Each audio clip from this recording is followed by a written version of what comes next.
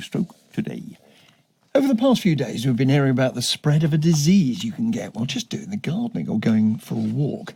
Lyme disease, which is spread by ticks, and which a recent report concluded was affecting 3 times more people than previously thought. Now, many people don't know they have it, even though they're suffering from debilitating symptoms. Amongst them, Bunny Guinness, renowned garden designer, regular panellist, you will know if you're a listener to Gardener's Question Time here on Radio 4. And Bunny joins us on the line. Morning to you. Good morning.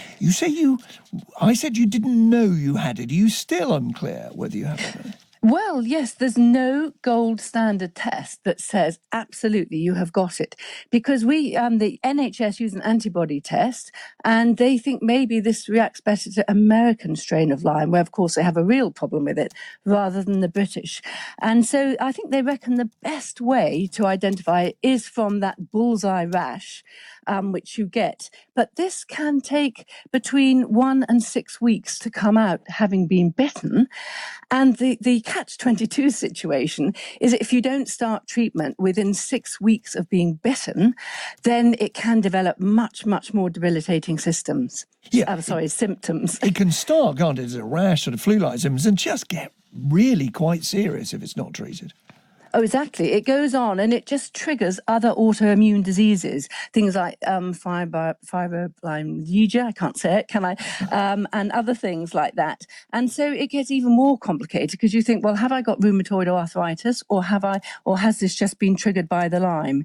So if you don't pick it up really within the first 6 weeks and have that short course of antibiotics, then it gets more difficult to detect. Now, that is the real problem. You're in a high-risk category in a way because of your day-to-day life. How likely is it somebody doing the normal occasional gardening is going to be liable to be bitten by a tick and then to get Lyme disease? Well, I think it depends a lot where you live. Scotland is a high risk. Hampshire, where I've had quite a few projects, so I've been sort of walking in long grass in gardens with bare legs. Ridiculous. Now I look back on it, I should never have done that. So you really would change your behaviour in the garden, would you? What you wear, how you check yourself afterwards? Absolutely. I would never want to put people off gardening because I think gardening is the best thing ever and it gets you fit. And let's face it, there's far more problems with people suffering from obesity than there ever would be from Lyme. So we want to keep fit, we want to keep gardening, but you've just got to be aware. And this is what I think we're all trying to promote at the moment, that people must be aware that they must check themselves for ticks. And if they get one, they must remove them as quickly as possible in the most efficient way. And then just watch out and go to and get the short treatment for antibiotics. And this is where I went wrong. I went to my doctor, but he'd never seen a real tick bite. So he's actually just doing it from pictures on the internet. And it's not always very characteristic. It's not always a bullseye ring with a dot in the middle. Yep. It can be any numbers, or it may not have a rash at all. Quick last word. You mentioned America, where it's much more common, but Germany seems to be much more successful at diagnosing this.